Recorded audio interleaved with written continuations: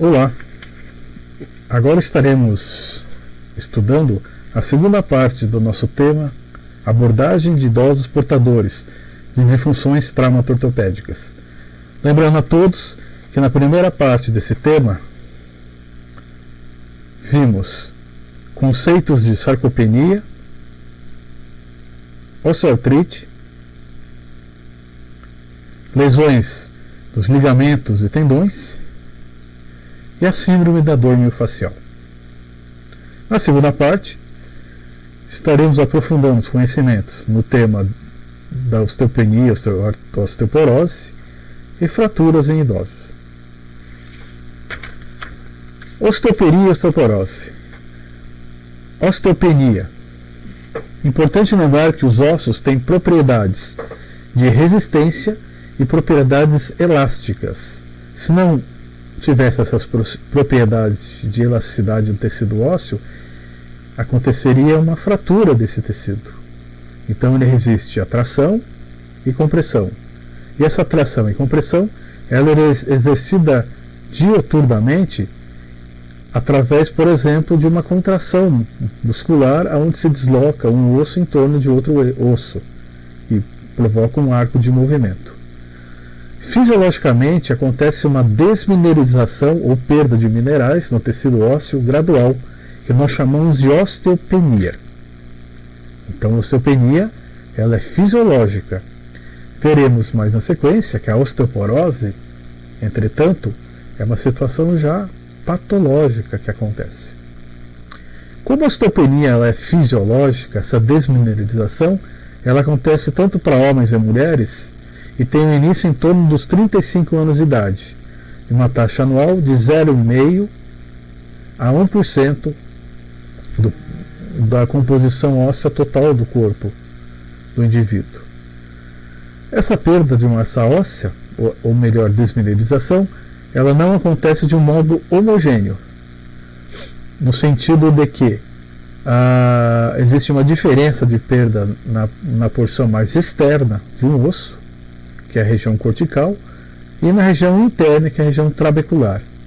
Evidentemente, ossos que são submetidos a maiores tensões ou forças de compressão ou de distensão, como uma coluna lombar, por exemplo, ou uma coluna cervical, onde existe não tanta tensão, mas uma distensão muito grande e pela amplitude grande de movimentos nessa região cervical, acontece um processo de desmineralização mais acelerado. Evidentemente que todos esses esforços, de uma maneira contínua, predispõem um maior risco de fraturas. Nos idosos, como já vimos em aulas anteriores recentemente, eles são mais vulneráveis a um balanço negativo de cálcio, em conjunto com uma hipovitaminose da vitamina D. Ou seja, em idosos, naturalmente, acontece um balanço negativo. Apesar de ter uma ingesta e uma reserva de cálcio, é excretado esse cálcio através de fezes e urina, principalmente. O processo da osteopenia, mesmo fisiológico, ele é mais acentuado nas mulheres pela ação hormonal, que é constante desde o início do ciclo menstrual. Aqui ao lado, nós estamos vendo na figura, vocês veem na região interna do osso, ou a região trabecular, à esquerda um osso normal, onde temos espaços airados, espaços que constituem uma estrutura que fornece sustentação ao osso, e à direita, onde está escrito osteoporose, já é o processo fisiológico que destrói essas estruturas ou ligações que mantém a sustentação do osso. Evidentemente também que na parte cortical, a parte externa, acontece uma modificação da configuração do desenho do osso longo, osso curto, e também radiologicamente se observa que no osso envelhecido, a cortical ela aparece com sinais de uma linha mais esbranquiçada. A osteoporose. A osteoporose já se trata de uma doença, e uma doença osteometabólica. que é caracterizada pela alteração na qualidade e a baixa massa óssea. Essa baixa massa óssea, ela acontece de uma maneira progressiva, mas veremos mais tarde que existem fatores que podem acelerar esse processo patológico. Pode predispor fraturas atraumáticas, ou seja, não existe a necessidade de um trauma para causar essa fratura. Essa fratura pode ser uma linha de fratura, pode ser uma fratura comunitiva, pode ser uma fratura em vários pedaços. Muitas vezes, em graus avançados de osteoporose, acontecem fraturas espontâneas, como por exemplo na região do colo do fêmur. A osteoporose também é uma condição assintomática detectada após a fratura. O seu diagnóstico é através de exames clínicos, exames onde se mede a quantidade de cálcio circulante no corpo, e exames radiológicos, principalmente a densitometria óssea. A densitometria óssea é um exame muito rápido, com baixo nível de emissão de radiação, tanto para quem executa o exame e para quem está realizando o exame, onde é feito uma incidência de raio-x e analisada por um programa de computador, onde se compara o valor da massa óssea com alguns valores de referência, levando-se em consideração se é homem, mulher, a idade, o fator étnico, raça branca, raça negra, raça amarela ou asiática. Cada um desses itens, eles são considerados para se estabelecer desvios padrões fora de um nível médio de normalidade. Portanto, a Organização Mundial de Saúde define a osteopenia como densidade óssea entre -1 e -2,5 desvio padrão em relação ao adulto jovem. Já a osteoporose, que é uma doença osteometabólica, esse desvio padrão fica abaixo de -2,5 desvios padrões. Esse desvio padrão, vocês não se preocupem, que isso aí é fornecido pelo próprio programa do computador, que leva em consideração também mais alguns fatores, fora gênero, raça, também altura e peso. Importante destaque que a osteoporose é silenciosa e às vezes ela é diagnosticada após uma fratura, mas a osteopenia ela pode ser dolorosa. Então é muito importante, quando se começa com as queixas, por exemplo, de dores musculares, antes dos 35 anos de idade, também fazer alguns raios-x, como é evidenciado no exame da densitometria óssea, onde se verifica a densidade da região lombar e da região do quadril, na região no acetábulo, na região coxo-femoral. Então, a partir daí, se tiver já algumas alterações, principalmente a nível de cortical, alterações da medula de osso longo, se tiver alterações compatíveis, pode-se suspeitar já de um quadro de osteoporose precoce. Importante também salientarmos que o homem ele é mais protegido pela testosterona, e os quadros de osteopenia e já de osteoporose, a própria doença, ela se manifesta com maior intensidade a partir dos 75, 80 anos de idade. Na mulher, esse quadro patológico da osteoporose, ele se manifesta com maior intensidade e maior rapidez após o climatério, após a própria instalação da menopausa. Portanto, tem-se a importância da utilização da reposição hormonal, que alguns ginecologistas prescrevem por um período máximo de 5 anos, para que se preserve um equilíbrio de progesterona, estrogênio e testosterona, que também circula em baixa quantidade na mulher, para que se preserve a massa óssea. E também a massa muscular, também, como nós vimos na sarcopenia. Só que é importante que essa massa óssea, em alguns casos, ela só a ingesta de alimentos ricos em vitamina D, exposição ao sol, ou a ingesta de vitamina D em algumas 1000 unidades internacionais, dependendo de cada quadro, ela não vai ser suficiente. Se ela estiver mais avançada, ou se o seu médico julgar interessante, é importante que se administre alguns hormônios, e o principal dele é a calcitonina, onde ela vai fixar o cálcio nas estruturas ósseas. Pois, se ele não for fixado, e cada vez mais se sabe que o balanço é negativo do cálcio, não adianta nada ter uma dieta rica, se expor ao sol, tomar vitamina D, que ela vai ser eliminada através da urina e fezes. Então, muito importante, uma dica para vocês, que vocês esclareçam o paciente de vocês sobre essa condição, e se achar importante numa densitometria que o valor for abaixo de 2,5 ou tiver muito abaixo da sua idade, gênero ou raça, padrão racial, isso oriente o retorno ao médico que comumente o atende, pode ser um cardiologista, clínico geral, ortopedista, para que se faça a prescrição da calcitonina para fixar esse cálcio. Ainda a osteopenia e osteoporose, ela apresenta uma classificação em relação à sua fisiopatogênese como primária do tipo 1, tipo 2 e secundária. A osteoporose primária do tipo 1, ela vai acometer mulheres e é relacionada à menopausa. Acontece uma perda muito acelerada do osso trabecular pelos motivos hormonais que eu já descrevi nesse instante.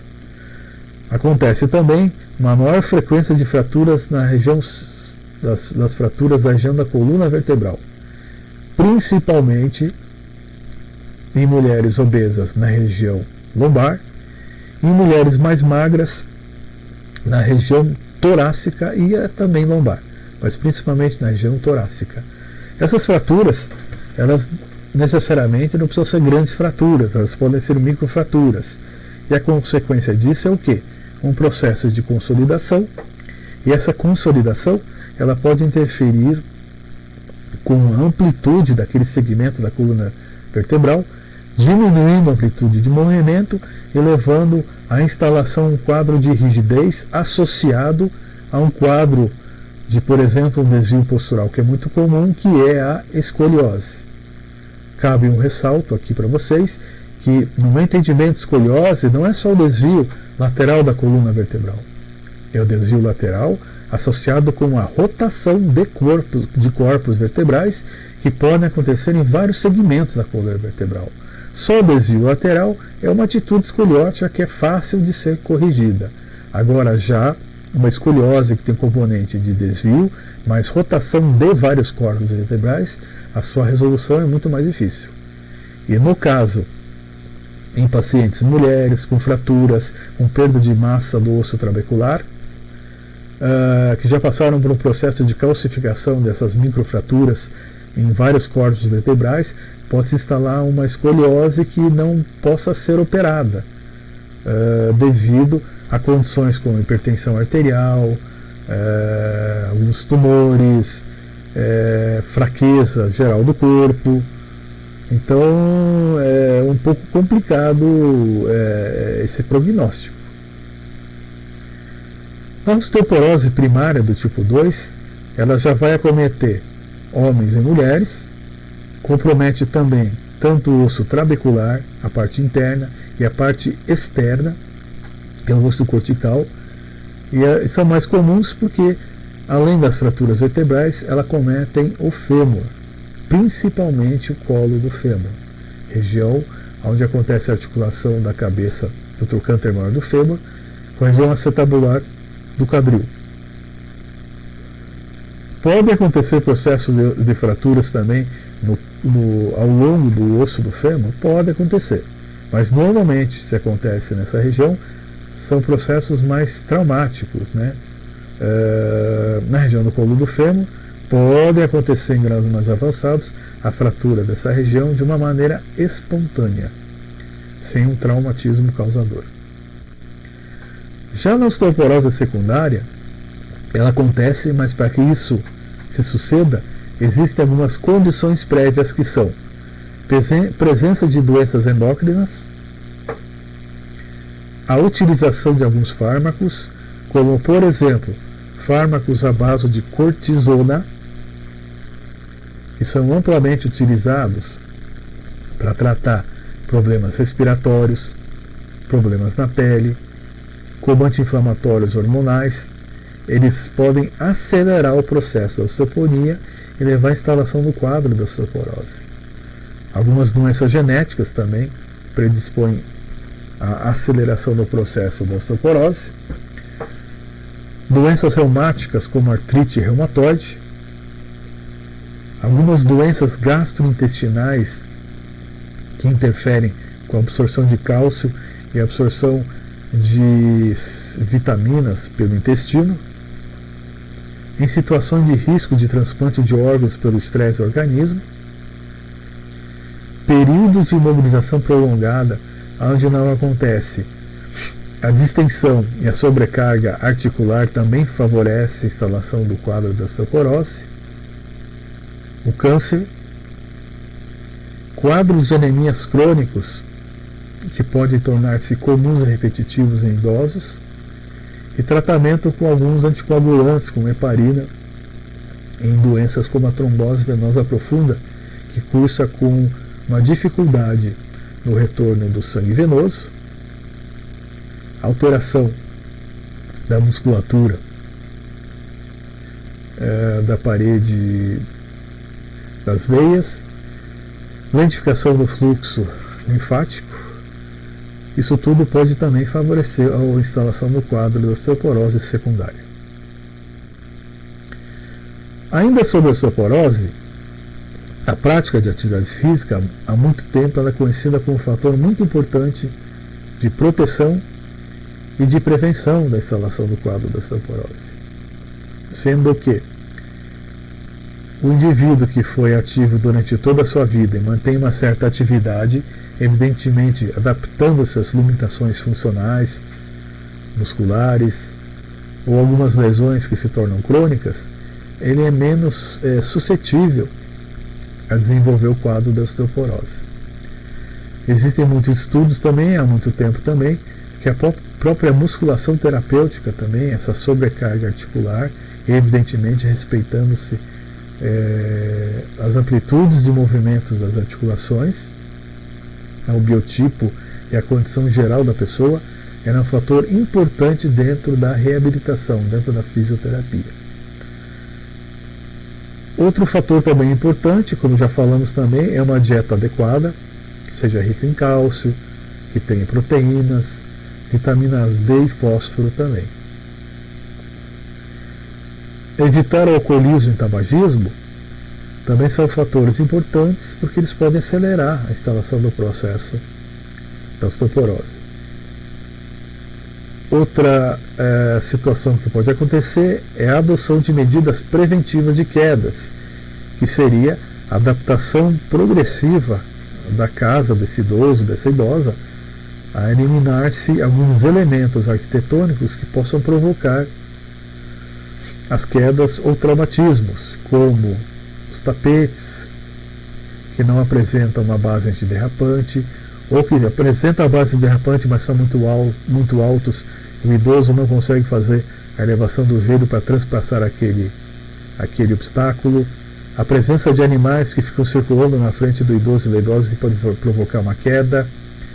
A adaptação do banheiro, e principalmente do box do banheiro, com aquelas barras onde o idoso e idosa ele pode fazer uma sustentação para que não escorregue no azulejo do banheiro. Uma correta iluminação de vários ambientes, principalmente nos ambientes noturnos, onde esse idoso, dessa idosa, ele tem acesso com instalação, por exemplo, de sensores que acendem a luz na cabeceira de um quarto, ou no banheiro que ele vai ter acesso durante alguns períodos durante a noite, por exemplo. Isso é muito importante. Até porque a gente deve lembrar que uma condição que se instala, que se torna mais frequente com o envelhecimento, é o processo da hipotensão ortostática. Então vocês imaginem, um idoso que tem uma alteração de hipertensão arterial, que é muito comum, necessita ir ao banheiro à noite, num idoso homem que apresenta uma alteração de micção, como uma alteração de próstata. Necessariamente não precisa ser um tumor de próstata, mas se sabe que no homem os períodos miccionais eles se tornam cada vez mais frequentes com uma menor quantidade de urina. Então isso também à noite é evidente. Esse idoso com todo esse quadro, aonde ele levanta-se, ele vai sair da cama, ele fica sentado, posição deitado para sentado, a pressão arterial não consegue ser equalizada, ele levanta no escuro procurando interruptor para ligar a luz. Então vocês imaginam um ambiente como é favorável com que aconteça num acidente. Então, se colocando, por exemplo, alguns sensores infravermelhos que acendam a luz do quarto, ou na cabeceira, ou no caminho do banheiro, é muito interessante a adoção, por exemplo, dessa medida preventiva. Existem alguns programas, ou vários programas específicos de exercícios terapêuticos que são individualizados e tem cargas progressivas, como já foi falado, a utilização de peso na musculação terapêutica, a uso daquelas bandas elásticas, as TheraBands, que tem várias cores e resistências diferentes, e alguns exercícios também que se utilizam do próprio peso corporal. Importante também que esse programa específico de exercícios terapêuticos ele está só focado em sobrecarga, ou então de exercícios contra-resistidos. É muito importante manter o nosso arroz com feijão, o básico. Ou seja, que esse idoso, dentro de um programa específico, ele inicie com alguns movimentos passivos ou ativos, tentando chegar-se à amplitude de movimento das articulações que vão ser trabalhadas, ou de todas as articulações, e a partir desse momento também, antes de executar essa sobrecarga, que se faça alguns exercícios proceptivos para estimular mecanoceptores, né, que são organelas responsáveis por manter e estimular a propriocepção corporal, e que também se faça os alongamentos para que o músculo execute uma melhor contração muscular, que é um pouco controverso ainda, mas se sabe que as estruturas musculares importadas, ao se contrair em idosos ou idosas, existe uma probabilidade maior dessa fibra muscular importada ela sofrer lesões, ou microlesões, ou rompimentos. Então, dentro dessa possibilidade desses exercícios terapêuticos, normalmente, exercícios terapêuticos contra-resistidos, inicia-se com 45% da resistência do peso do aparelho ou do peso da sua mão, que pode ser um fator utilizado também, ou de uma caneleira, ou de um halteres, enfim, entre 40% e 50% da resistência que seria necessária. Como é que eu vou saber qual que é essa porcentagem de 40% a 50%?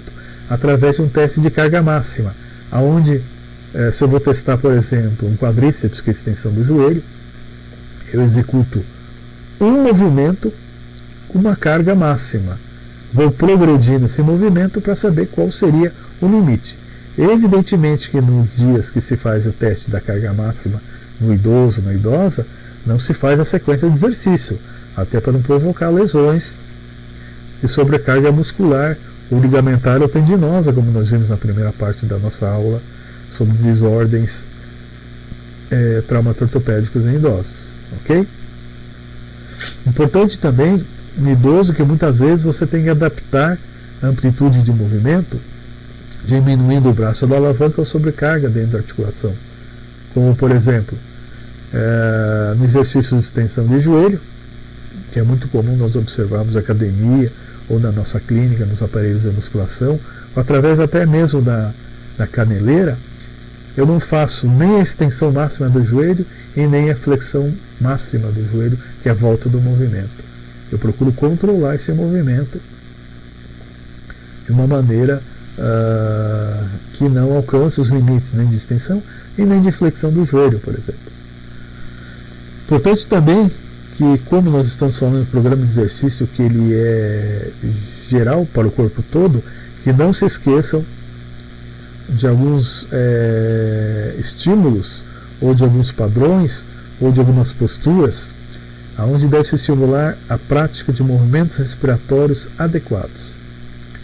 E nesse sentido também é muito importante evitar a manobra de Valsalva, porque ela aumenta todo o peso da coluna vertebral, e quando se aumenta a sobrecarga dentro de um componente fechado, que é a coluna vertebral, eu posso irradiar essa dor para vários segmentos corporais. Mas movimentos respiratórios de inspiração, expiração, manter padrões respiratórios são importantes dentro de um programa de exercícios terapêuticos. E, finalmente, devemos incentivar a frequência do exercício, que, em geral, ele pode ter no máximo 3 vezes por semana. Se existir a condição física do nosso paciente idoso ou idosa de resistir ao período pós-treino, pós-reabilitação, sem dores musculares, que vai ser o nosso padrão de comparação, pode se prolongar essa sequência de exercício para 4 ou 5 vezes por semana, mas sempre alterando exercícios com peso, com exercícios aeróbicos, por exemplo, são muito interessantes a associação dessas duas modalidades. As fraturas têm como a fratura do fêmur na região proximal uma das principais complicações e uma das mais importantes na osteoporose, quer seja provocada de maneira espontânea, ele andando ou levantando, ou simplesmente ficando em pé e girando-se para um lado direito e esquerdo, pode acontecer uma fratura espontânea, como no mecanismo de queda. A articulação do quadril, ela suporta cargas consideráveis, que além do peso do segmento local, vai suportar também peso também do corpo e de várias outras interações de vetores de carga. É importante o conhecimento da vascularização da cabeça do fêmur, pois se o idoso ou idosa ele faz uma fratura não do colo do fêmur, da região acetabular, porque nesse sentido a prescrição atualmente ela é que a prescrição seja realizada a substituição da cabeça do fêmur por uma prótese que tem a vantagem de não levar aos quadros de necrose, então de morte do tecido ósseo e tecido vascular e tecido muscular. Essa complicação de alteração necrose da cabeça do fêmur, ela é mais comum e nós devemos observar com muito cuidado por até 6 meses do período pós-operatório em fraturas na região do corpo, do osso do fêmur, por exemplo, que é mais suscetível a essa alteração. A maioria dos casos, o tratamento cirúrgico é o mais indicado, através de fixação da osteossíntese e a prótese parcial ou total do quadril, como já descrevi nesse momento. As fraturas são mais comuns em pessoas acima dos 50 anos de idade, que é o período de mais desequilíbrio hormonal ou de instalação da osteoporose, como foi visto agora recentemente. Os outros locais mais comuns de fratura fora a região da coxa femoral seria o segmento vertebral entre T11 e L2 e a região de punho, que é muito comum principalmente em mulheres, e tem um nome específico para isso, como a fratura de Colles, é muito mais comum na região do rádio do que da unha. Devemos estar atentos a complicações tanto pré e pós-operatórias, principalmente tanto pré e pós-operatórias, as complicações vasculares, a presença de hemorragias decorrente do ato cirúrgico, edema, principalmente em membros superiores, pode acontecer em membros pode acontecer em membros superiores, mas a mais comum é em membros inferiores, porque já existe normalmente uma alteração de retorno venoso prévia à alteração do quadro de fratura. Essas alterações vasculares podem predispor uma alteração de sensibilidade de movimento, que são as alterações neurológicas mais comuns, que pode levar a um quadro de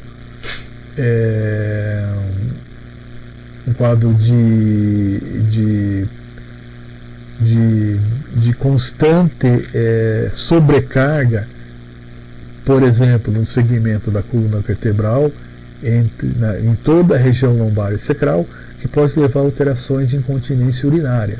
Então nós temos condições de prevenir isso, ou se isso acontecer, se essas complicações, tanto pré e pós-operatórias, acontecerem, que nós possamos fazer um prognóstico e um planejamento de tratamento. Especificamente, nas fraturas, a conduta do fisioterapeuta vai depender de uma série de fatores.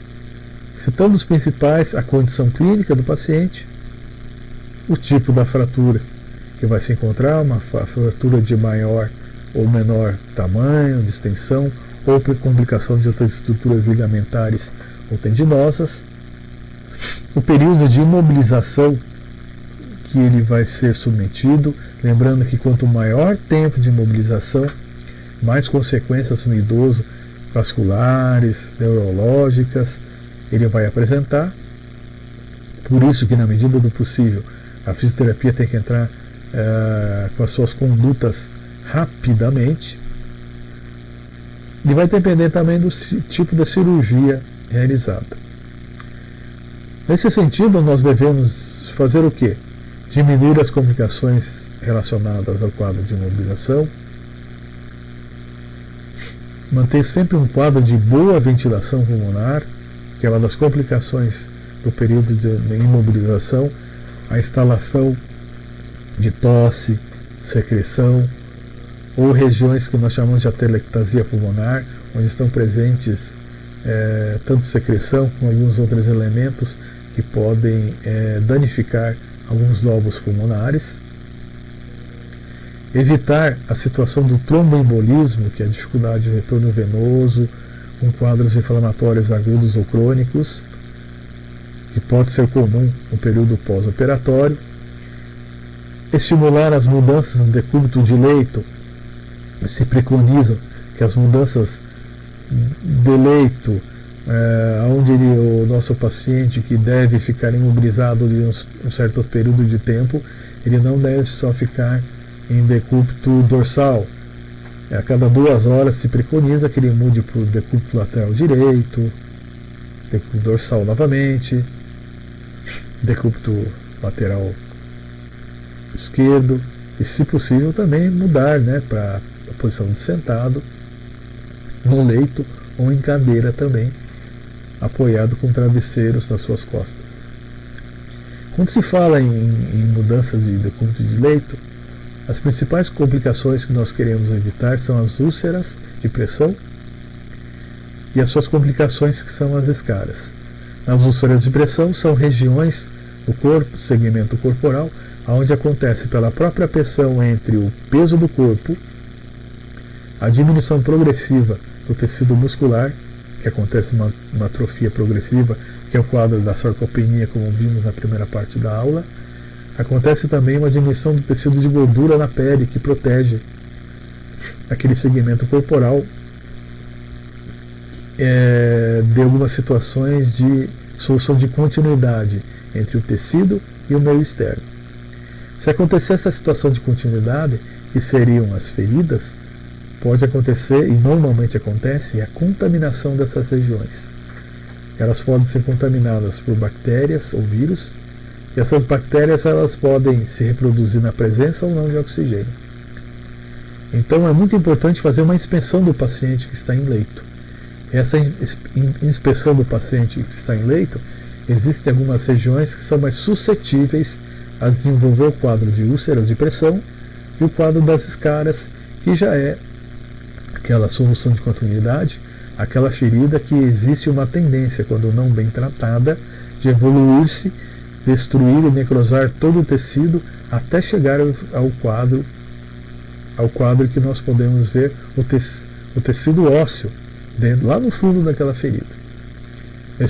Portanto, a única solução nesse quadro terrível seria o quê?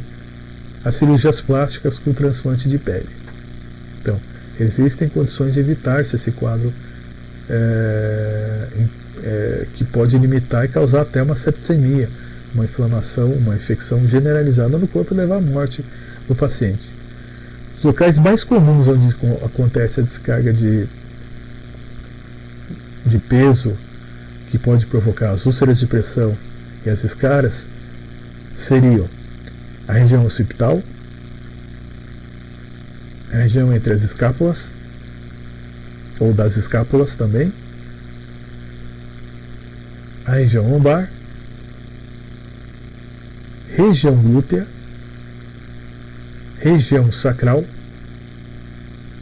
região posterior de joelho e no tendão de Aquiles, nos calcanhares.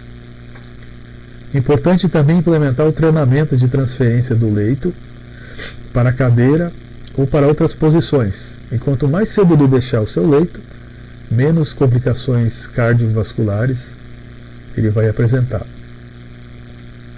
Importante também que a mobilização e exercícios seja realizado tanto no membro operado, no tronco e nos membros superiores, e também no membro contralateral, no membro sadio, para que se estimule tanto a transmissão nervosa, um melhor retorno venoso e linfático, e principalmente se estimule a questão da propriocepção comparativa entre o lado lesado e o lado não lesado. E muito importante também, finalmente, a execução de um programa de prevenção de quedas, tanto no ambiente de trabalho ou na sua residência.